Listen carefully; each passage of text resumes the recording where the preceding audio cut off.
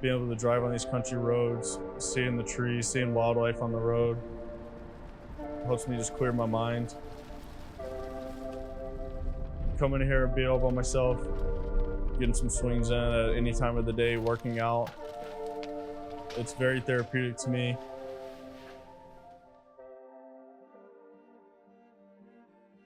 It all started for me my senior year of high school with the upcoming draft. Just a ton of pressure, reading the things on social media, seeing a lot of those negative things. It made me have negative thoughts about myself.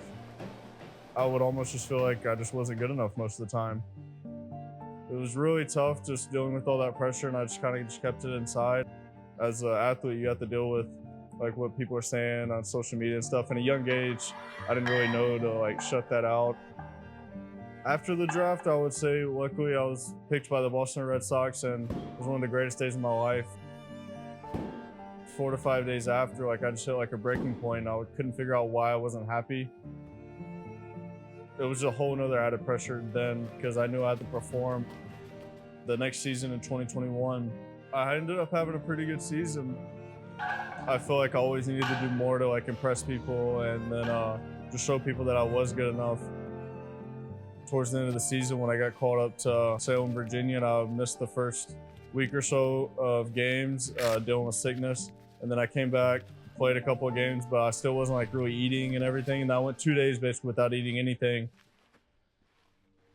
One day, like I kind of woke up, I couldn't hardly walk or anything, and they ended up calling an ambulance for me, ended up taking me to the hospital. The turning point for me was when I was hospitalized. I realized that I needed to speak up about this. I didn't need to keep it to myself. And it really hit that breaking point of where I just didn't even want to live anymore. Like it was just, I was in so much pain, you know, I had all these thoughts racing into my head. I couldn't even think straight. And that's when I knew I really needed help.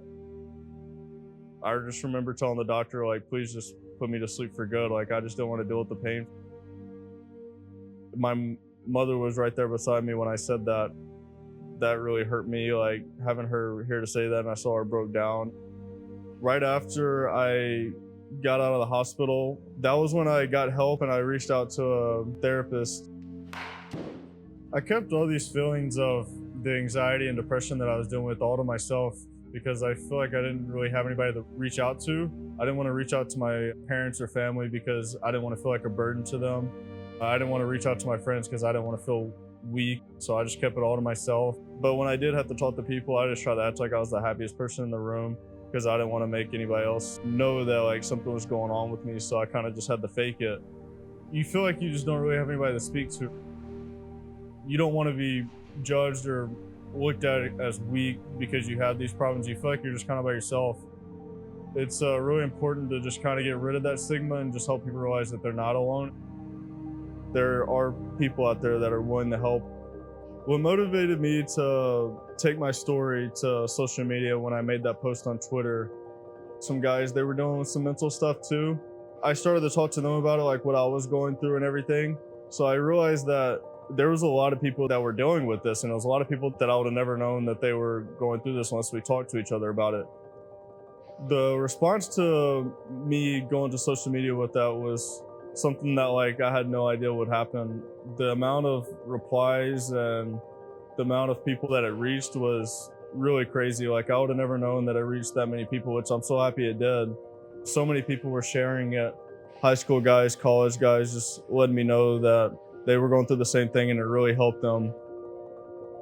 This Movember, my mission is to just reach as many people as possible, whether it be hundreds or thousands, and just be able to let them hear my story, and hopefully they'll be able to share theirs too.